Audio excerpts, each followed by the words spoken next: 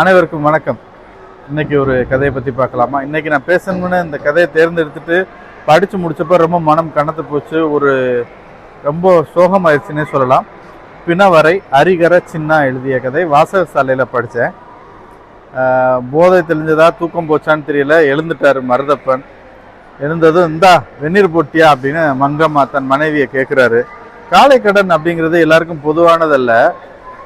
ஏன்னா ஆண்களை பொறுத்த மட்டும் எந்திரிச்சு பல வேளைக்கு சாப்பாடு ரெடியாக இருக்கா அப்படின்னு போயிடுவோம். ஆனால் பெண்களுக்கு வீட்டு வாசலில் சாணம் தெளித்து கோலம் போட்டு புருஷனுக்கு சுடுதண்ணி போட்டு குளிக்கிறதுக்கு பிள்ளைகளுக்கு சாப்பாடு தயார் பண்ணுறதுலேருந்து தொடங்குது. காலை கடன்ற சொல்லே வேறு மாதிரி இதில் பயன்படுத்தப்பட்டிருக்கிறத பார்க்குறேன். அப்படியாக தொடங்குது. எந்திரிச்சு போட்டாச்சு சுடுதண்ணிலாம், போய் குளிச்சுட்டு வானதும் போய் குளிச்சுட்டு வந்து இட்லி ரெடியாக இருக்குது. இட்லியை வாயில் உதவிக்கிட்டே கேட்குறாரு, என்ன பிள்ளை என்ன தூங்கிக்கிட்டு இருக்கு, கிளம்பலையா அப்படின்னா. விடு, ராத்திரி பூரா படிச்சிச்சு, காலேஜுக்கு போகணுமா, லேட்டாக தான் போகும், ஒன்றும் பிரச்சனை இல்லை, பிள்ளை படித்து போயிடும் அப்படின்னு சொல்லுது. ஆமாடி, நான் தான் பணத்தோடு கட்டி மாரடிக்கிறேன், பிள்ளையாவது நல்லா படித்து டாக்டர் ஆகணும், நர்ஸ் ஆகணும் அப்படிங்கிறாரு. அதான் நல்ல மார்க் எடுத்ததுனால தானே அந்த கொஞ்சம் காசுக்கே அதுக்கு சீட்டெலாம் கிடச்சி இப்போ நர்ஸாக படிச்சுக்கிட்டு இருக்கு, நல்லா வருவா பொண்ணு அப்படின்னு மனைவி சொல்ல கணவன் மனைவிக்கு இடையே இந்த உரையாடல் தொடருது. பிணங்களோட கட்டி மாரடிக்கணும்னு அவர் சொன்னதுலேருந்தே அவரை பற்றிய ஒரு அறிமுகம் அங்கேருந்து தொடங்குது. உடனே வேலை கிளம்புறாரு. தன்னுடைய காக்கி உடைகளை அணிந்து கொண்டு சைக்கிள் சாயை எடுத்துக்கிட்டு பார்க்கும்போது பக்கத்தில் மகளுடைய அந்த நர்ஸு கோட்டு, வெள்ளை கோட்டு இருக்குது, அதை தடவிக்கிட்டே தூங்குகிற மகளை மகிழ்ச்சியாக பார்த்துட்டு வேலைக்கு போகிறாரு. வேலைக்கு போனால் பிணவரை போகும்போதே கூட்டாங்க நிறையா நிற்கிது. வண்டியை நிறுத்திட்டு போகிறாரு. என்ன கேஸியா அன்னைக்கு? தற்கொலை கேஸாமியா, பையன் கல்யாணமான 2 மாதத்துலேயே தற்கொலை பண்ணிக்கிட்டான், அதான் பொண்ணு வீட்டுக்காரங்க அது மேலே சந்தேகம் இருக்குன்னு கேஸ் கொடுத்துருக்காங்கன்னு அவருடைய அங்கே இருக்கிற உதவியாளர் சொல்கிறார், முருகேசன்.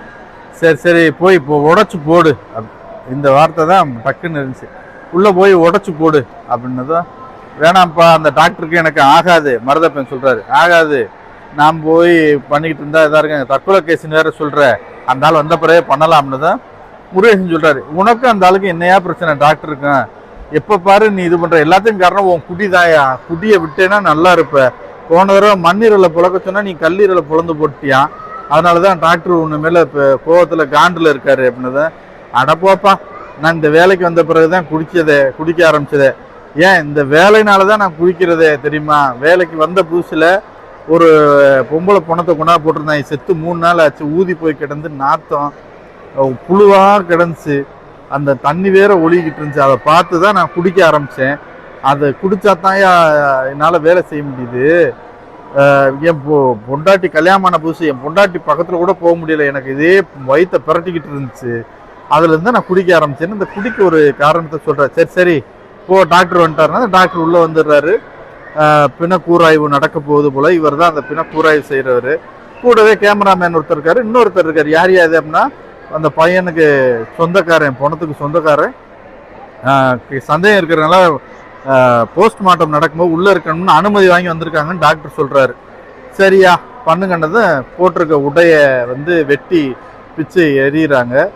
அதன் பிறகு கை மார்புக்கிட்ட குறுக்கி கட்டியிருக்கிறதுனால அதை பிரித்து இது பண்ணுறப்ப அவர் இந்த மருதப்பை வலுவாக இழுத்து இது பண்ணுறப்ப உடையிற சத்தம் கேட்க, கையை பிரிக்கும்போது டம்முன்னு உடஞ்ச சத்தம் கேட்கவும் அந்த சொந்தக்காரங்க கத்துறாரு, ஏய் பார்த்து செய்ய மாட்டீங்களா, ஏன்னா இப்படி கையை உடைக்கிறீங்கன்னு கத்தவும் டாக்டர் சொல்கிறார், இல்லைங்க இதை இப்படி தாங்க செய்யணும், இந்த மாதிரி தான் செய்ய முடியும்ன்றதான்.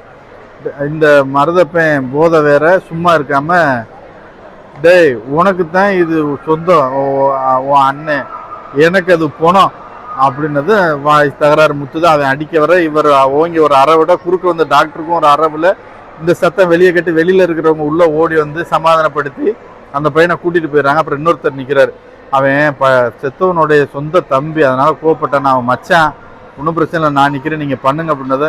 இதுக்கு தான் இந்த மாதிரி ஆளுகளை உள்ளே விடக்கூடாதுன்னு டாக்டர் கத்துறாரு. நீ ஒழுக்கமாக நடந்துக்க அப்படின்னது. டாக்டரு, நீ ஆப்ரேஷன் பண்ணும்போது எவனா குறுக்க வந்து எதாவது பண்ணால் உனக்கு கோவம் வராதா? அது மாதிரி தான் இது என் வேலையை பார்க்கும்போது எவனுக்கு குறுக்க வந்தால் எனக்கு கோவம் வரும் அப்படின்னு சொல்லிட்டு போஸ்ட்மார்ட்டம்லாம் முடியுது. வெளியில் போய் உட்கார்றாரு. உட்காந்து கையை காலை கழுவிட்டு மனைவி கொடுத்த சாப்பாடை சாப்பிட்றாரு. சாப்பிட்டுக்கிட்டு இருக்கும்போது இன்னொரு வண்டி வேகமாக வருது. என்னையா அப்படின்னதான், ஆக்சிடென்ட் கேஸாமியா, ஏதோ காலேஜ் பிள்ளை அப்படின்றாங்க. சரி அப்படின்னு சாப்பிட்டுட்டு இருக்கும்போது பொண்டாட்டிகிட்ட இருந்து ஃபோன் வருது. யோ யோ நம்ம பிள்ளைக்கு ஆக்சிடென்ட் ஆமையா, ஜிஹெச் கொண்டு போயிருக்காங்களா என்னன்னு பாரியா அப்படின்னு தான் ஐயோன்னு பதறி உள்ள ஓடுறாரு. பார்த்தா மக குணமா கிடக்கு.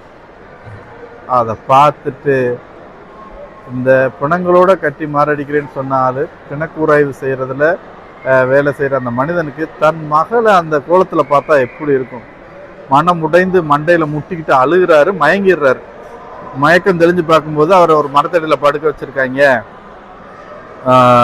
தண்ணி தெளிச்சு சொந்தக்காரங்க எல்லாம் கூட இருந்து அழுதுகிட்டு இருக்காங்க. அப்ப முருகேசன் சொல்றான், ஐயோ இன்னைக்கு எப்படியாவது போஸ்ட்மார்ட்டம் பண்ணிடணும், இல்லைன்னா நம்ம பிள்ளைய போட்டுருவாங்க 2 நாளைக்கு, ஏன்னா லீவ் வருது இந்த மாதிரி. அப்பனால எப்படி போஸ்ட்மார்ட்டம் பண்ண முடியும்? பெத்த அப்பனால தான் மகளை.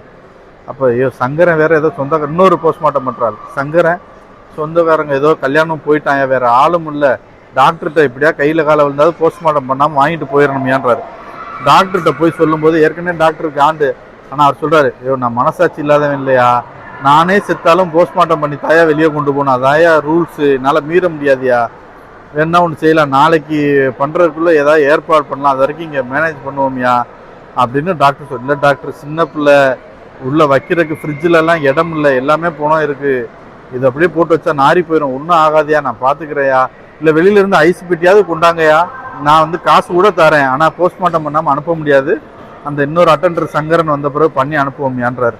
இப்போ இதை வந்து தகப்பேன்ட்ட மருதப்பேன்ட்ட வந்து அந்த முருகேசன் உதவியாளர் சொல்கிறாரு, டாக்டர் இப்படி சொல்கிறாரு, ஒன்றும் செய்ய முடியாதியா அப்படின்னதும் அவன் வந்து தாயா பண்ண முடியினதும் மருதப்பேன் என்ன நினச்சானோ தெரில, மிச்சம் இருந்த சாராய பாட்டில் இருக்க மிச்சம் இருந்த சரக்கை மடக்குன்னு குடிச்சிட்டு வேகமாக பிணவரையை நோக்கி நடந்தார் அப்படின்னு கதை முடியுது.